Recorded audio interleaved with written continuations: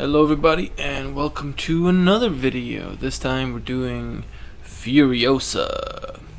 So the last poll on the Patreon was to do Furiosa, and I wanted to do a bit of a take on the character. I was a big fan of how she came out in the movie, but I wanted to sort of play around with some aspects of her. So in the beginning of the process, we sort of explored a bunch of different stances, different ideas. The first one being sort of the straight up fighter, second one being sort of the gunslinger, sort of half turning, pulling out a gun. The third one here, the idea was for her to have sort of a moment interrupted kind of scene.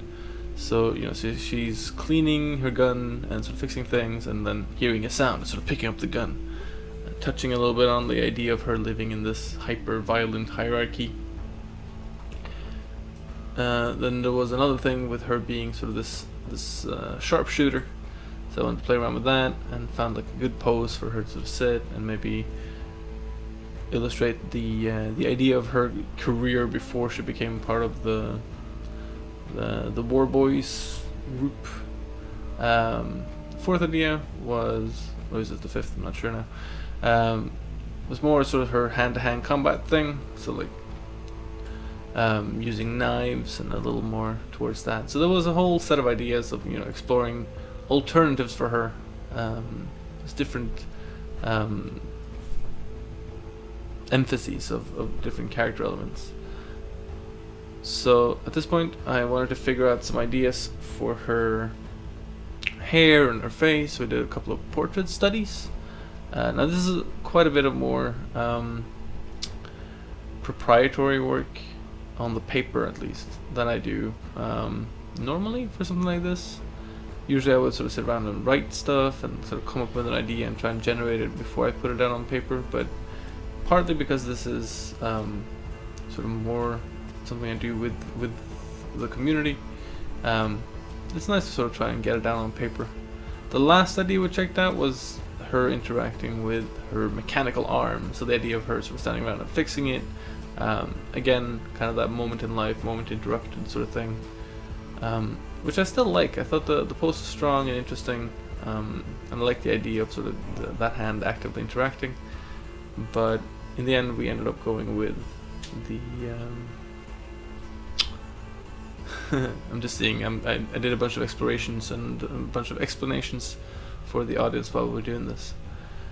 So now I'm starting to construct a character. We chose the moment interrupted scene. It was the one that has the most possibility for fun, essentially. So I'm doing the exploration in two parts. First doing sort of big shapes, and then gonna break it down into smaller shapes later. So here I am, sort of putting the character down, not spending too much time trying to figure out the circumstance right away, trying to get the shape of the character down and try and make it interesting. I wanted her to feel quite, you know, buff and strong, but without being sort of almost caricaturally so. I wanted a couple of elements in the foreground, like a little toolbox and some elements of the weapon, like the bolt, I guess you call it, and a magazine lying around. There was an idea of making more mess, but going along with the process, it felt not right to sort of overcrowd the scene. So we start with the first run of the line art, and we run into one of the things that I kept struggling with throughout this piece, which was not touching the face. I got really obsessed with faces when they're difficult to do. So I had a hard time putting this one down. You'll see me taking pretty extreme measures after a while to sort of force myself to focus on the rest of the piece. I think this is one of those instances in hindsight where it would have probably been good to do some facial studies for the facial expression and the interaction with the knife or the cleaning tool that she has in her mouth. You can see there that I did a little study to sort of figure out the mouth, and that is going to be a recurring element. In designing the arm, I went with something quite similar to the stuff in the movie. It's a little different, but not much. I like the idea of her having to sort of carry around a portable power source, and I had the general sort of intent of doing something more elaborate with it, but then that kind of didn't really pan out. So it is there, but it's not really panned, or it's not really sort of explored.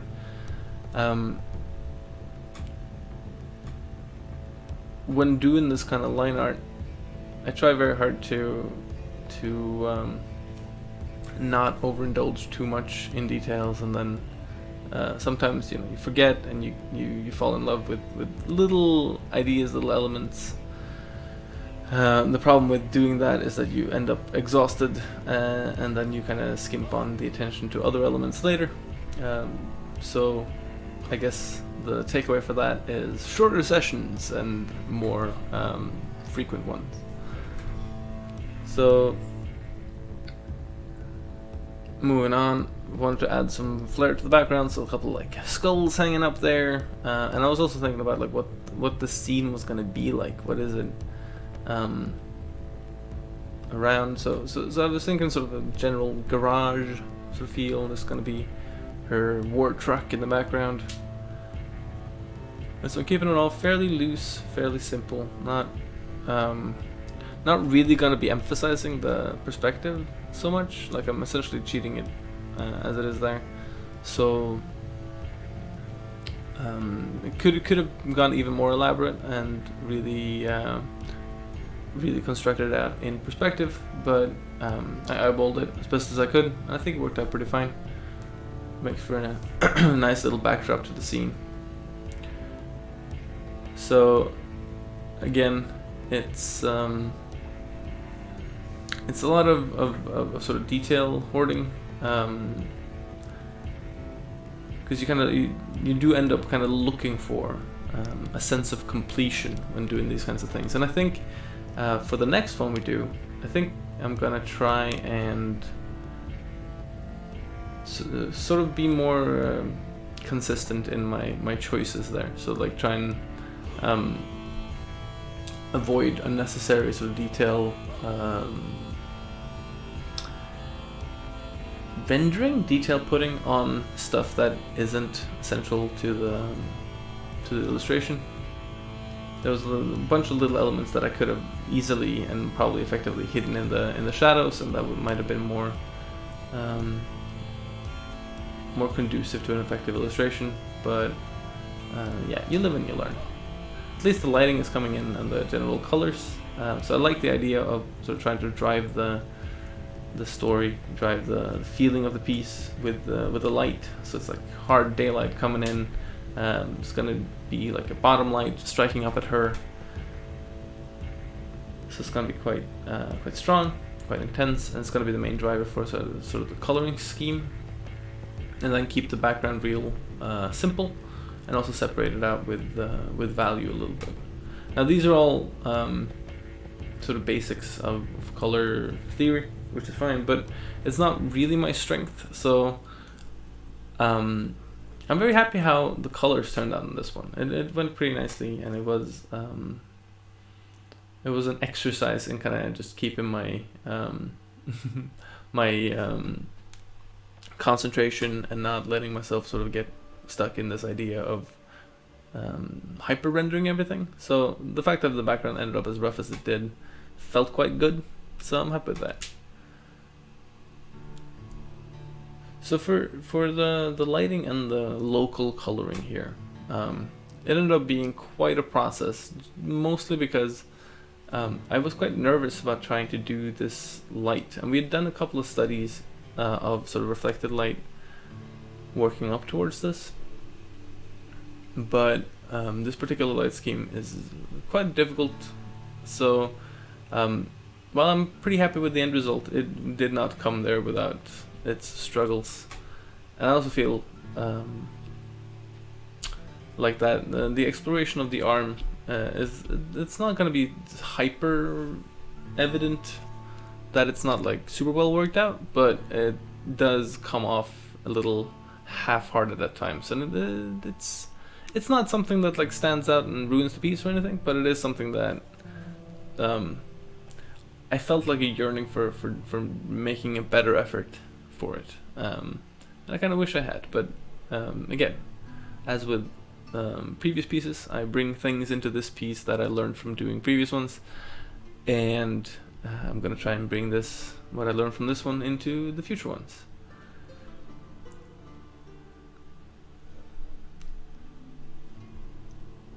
So we were doing, I did this with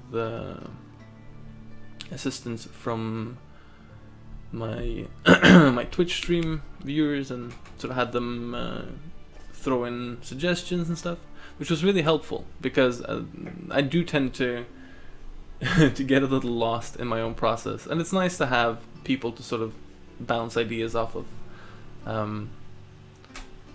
It's quite reminiscent of like a art school study group kind of sort of thing. So a little shout out to everyone on Twitch who helped out and gave good ideas and told me when I was screwing it up. That stuff is it's an excellent way of trying to keep from making too many egregious mistakes. Another thing that I've noticed since doing this one is that I would like to become more painterly, I think. You'll see towards the end of the process, but I do kind of end up going in and trying to make it quite painterly towards the end, and it's a bit of a waste to do a bunch of the steps that I do when it's going to end up being quite loose and light at the end anyway. So it's one of those unexpected results of the process where you sort of push and push and push towards one thing, and then you end up sort of leaning back and sort of taking away a couple of things and seeing what works better, and at the end of this of the process you end up with something that you look at and you feel like, oh, the process could have been different and could have been more easily followed to get me here.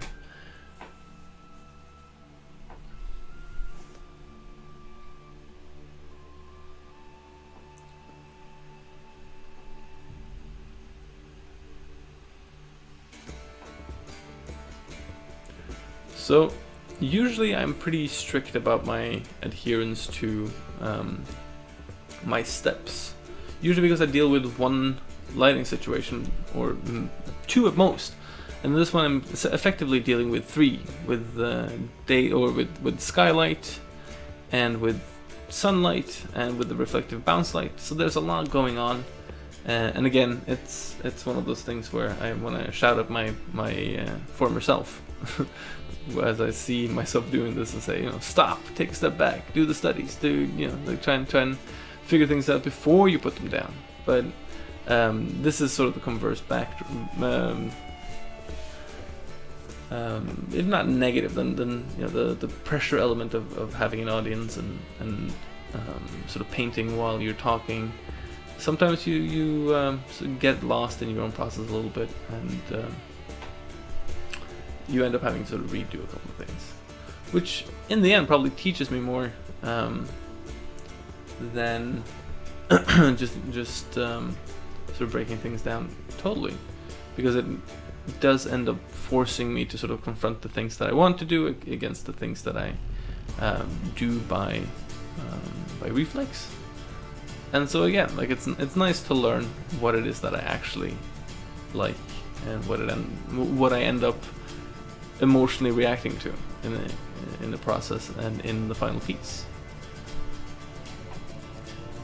So I'm playing around a lot with layer modes here. I think I'm at this point having gone through a couple of stages of trying to use multiply layers and soft light layers. I think I'm over on like a hard light layer now. And I'm trying to sort of lean back into my steps and applying all the shades, but I keep messing up and not thinking about and not separating out the different light sources properly. And because the face is drawn, and it's drawn with one setup in mind, and then I changed the lighting setup, suddenly the facial drawing and its slightly cartoony nature is starting to give me some trouble, because it is getting hard to sort of get that underlying to work.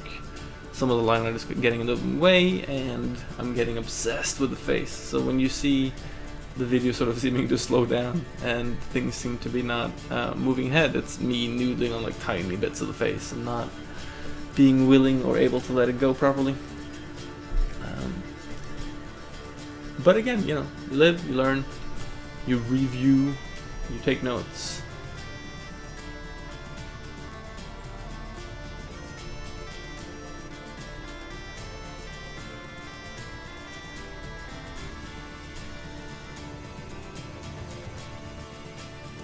And just pushing and pulling that light back and forth without really realizing that it's not the best way of doing it. But again, you know, it's easy to see that in hindsight.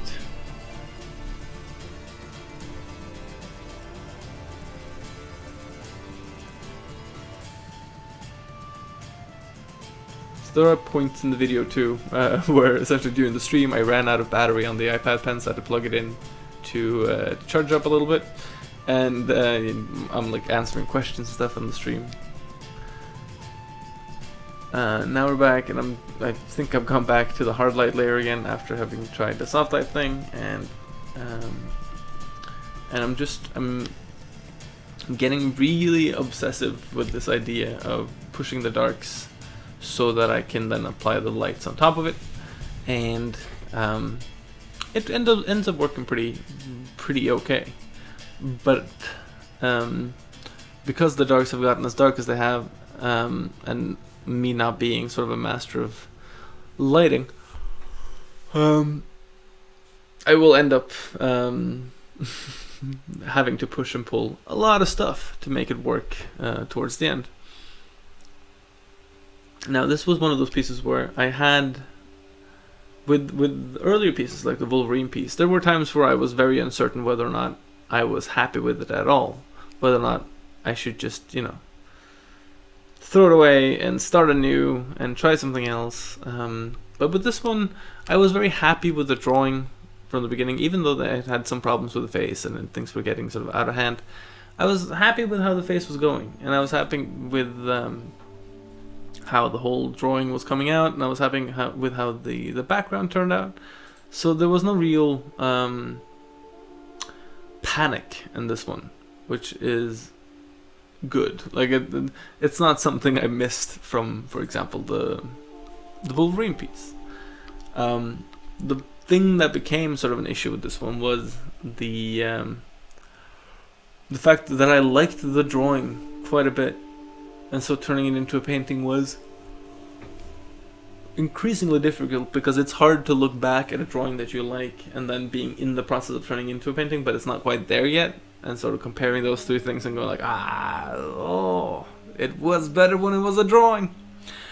But that's annoyance and a lack of ability to sort of see the end product. And here is what I talked about earlier. At this point, I've been noodling on the face way too much, and I just couldn't get away from it. And I told the viewers on Twitch, like, I gotta move on from the face, and kept going back to it. So at some point, someone just suggested put a big blob of blue over it, and you know, you won't be tempted. So I did, and at this point, I'm furiously trying to add internal shadows to everything else before I get drawn back into that face.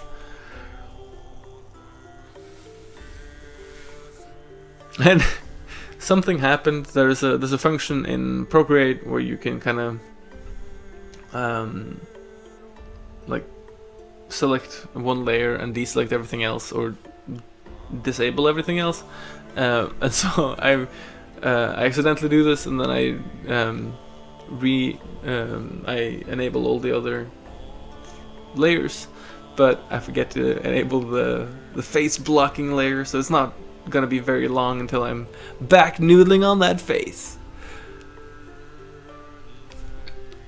It's both a bit of a joy and a bit of an embarrassment to sort of sit and watch myself go through these things that I have already kind of note it down mentally, and I'm now very hard at work trying to sort of avoid repeating and then seeing them and kind of having to accept that, ah, man, that is what I did.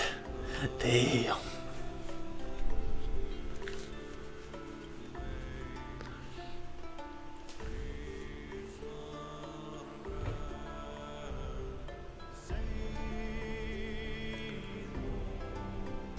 So at this point I'm starting to...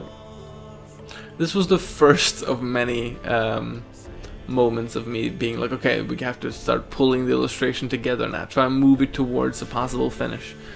And then of course, almost immediately, getting lost in little things. So I started like painting on the skulls and painting on the things and here and there. And putting in little details and trying to get more of like the stuff that I like, which isn't bad. Like that's a perfectly fine way of painting and approaching things. But it also does mean that I end up doing many small moves rather than sort of focusing on the big important ones. And if there's one thing that I'm not super happy about the final illustration, it's probably that there's a lot of little stuff that tends to distract the eye a little bit. Not so much that it's an actual problem, but enough that it's a little bit of an annoyance to me, because I know that they're there. Like little messages from an earlier version of myself mocking me. Damn you, past me. And so from here towards the end, I think it's gonna be a pretty repetitive mode of me painting something in, adjusting, pulling back, ascertaining whether or not it's working, and then repeating the pattern. I really want to get better at doing in painting what I'm fairly good at doing in drawing, which is sort of think out an end product and then try my best to sort of deconstruct it back towards the beginning steps and start from there. But in painting, I'm more aware of the ingredients than the final product, or the thing that I'm aspiring to make the final product. Pardon my yawniness. I haven't had enough coffee today. But little by little, we're trying to add as many elements of information in as possible. Again, I was having I did a lot of work on her hair. It was important for me that the hair in general felt sort of short cropped, and then her sort of rat tail punk backhead thing also read pretty well.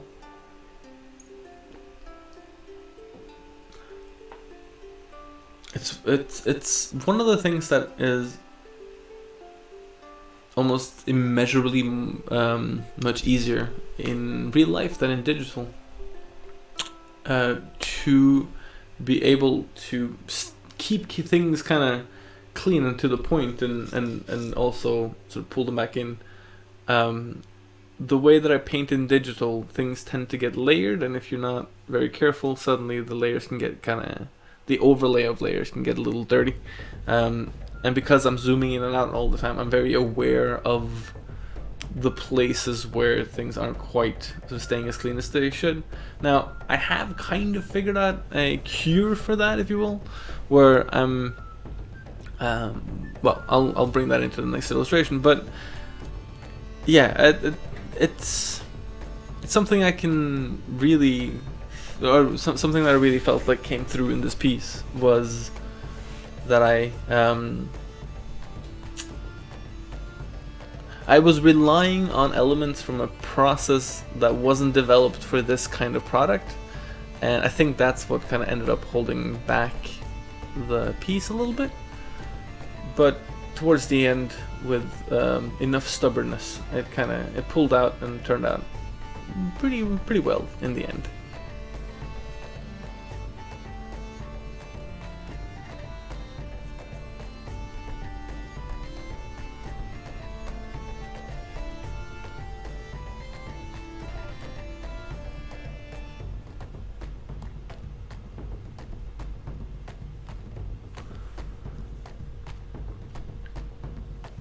So there is really not that much change from here into the end. I said that before too, and I know I'm starting to sound like a broken record or a liar, but yeah, there. I mean, I think this represents more or less the last 2 sessions of the Twitch streaming, and little by little, it's me like just pushing and pulling and pushing and pulling and pushing and pulling and pushing and pulling until I'm about at that point where I'm willing to kind of pat myself on the head and be like, "You did good, kid. Now leave it alone before you ruin it."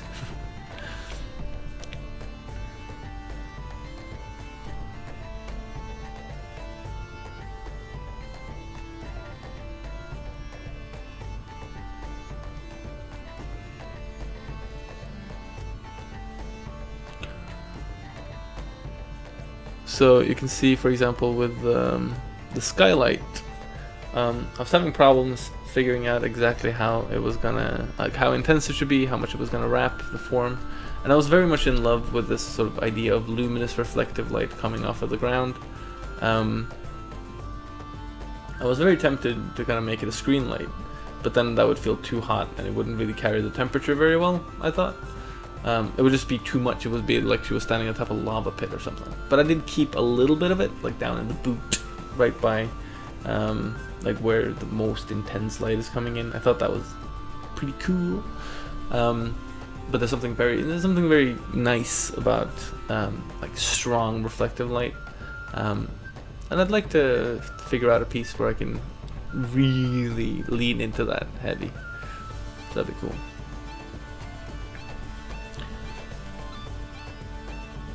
It's also pretty interesting how the addition of these strong, warm colors, reds and oranges, really changes the whole feel of the piece. There was an idea that that light was going to be a way to sort of pay a little bit of homage to Furiosa's war paint, in that, you know, the top of her face would be dark as the war paint portrays.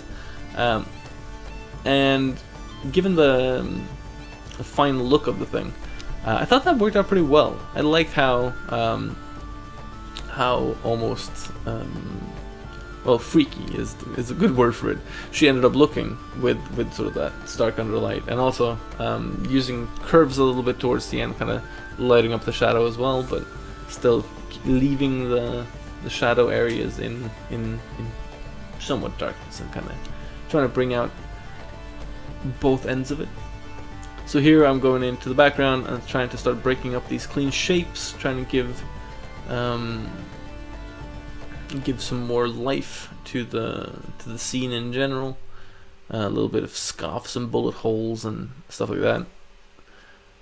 Essentially trying to break up these more graphical looking areas, give them a little bit of a sense of life. But again, like, this is something that I know I have to work on. I'm not particularly good at sort of scene painting yet, and it's one of those things that I admire a lot in a bunch of illustrators that I love and that I've sort of grown up loving. So like, especially Jean-Baptiste Monge and Paul Bonner are masters of this, and I want to get good at that. I want to be able to do scenes that are like highly popular with charming little elements, but it is also one of those things that I think can become time sync. So like reaching a balance on that, I think, is important.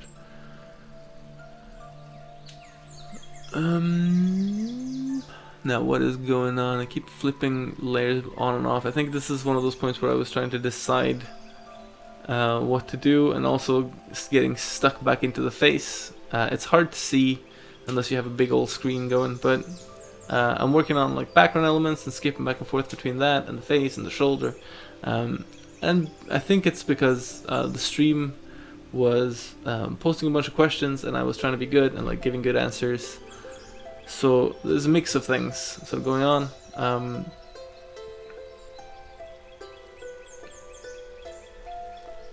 I have this tendency to sort of break up my colors into like large groupings of pretty clear color elements, and I'm not super fond of that in hindsight. I wish I was better at keeping like a gamut map. So I think I'm gonna try and get better at about doing that in future illustrations. It is something that I've noticed and something that I want to remedy.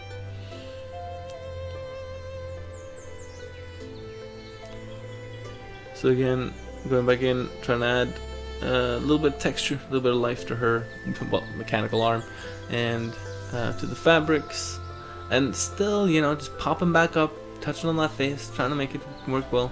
And there is, I mean, this is there's a reason why I end up in this sort of cycle, because it does work in the end. If you noodle enough, it'll work. It'll be fine. You just have to be persistent. However, it is a nightmare of effort, and so it is one of the things that I'm really trying to get good at getting past. Because I do want to get better at being painterly when I'm gonna paint. You know. I like that idea. So I'm trying, I thought the backdrop there was getting a little matted, and so I'm trying this sort of stark top light, but you'll see me pulling it back pretty quickly, because it does very easily become procedural. Like, it doesn't feel real, it feels kind of plasticky and highlighty. And so I pull it back. There's a little highlight on the hand now to sort of make that stand out, and there's a little bit of extra light coming down on the arm, but not as much as it seemed likely to be in the beginning.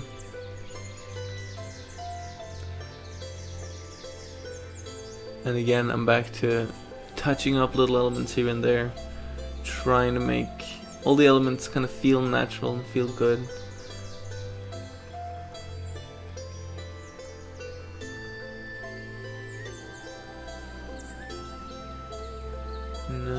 Yeah. Oh yeah, we're finally doing the hair. So I'm like adding the light and trying to go in with a small brush and like making that very particular texture of like short cropped hair being hit by light. So there's a lot of tiny brush strokes there, but again, I think in the end that turned out pretty good. It became a nice texture and did the job, as it were.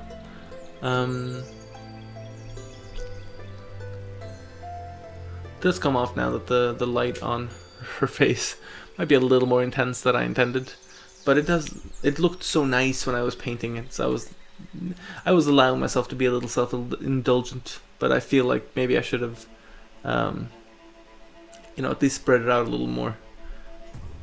But on the other hand, it's a nice standout element, so illustratively it works, even if sort of logically it throws off a little bit. And again, I got enamored with the idea of trying to pull this sort of heavy light, but it didn't really work. So I screwed around with the curves a little bit, tried to bring a little more light into the scene, a little more contrast, popping some of those lights, and just about there, we are done.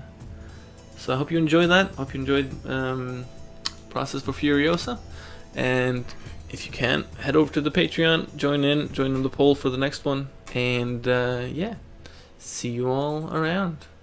Thanks for watching. Goodbye.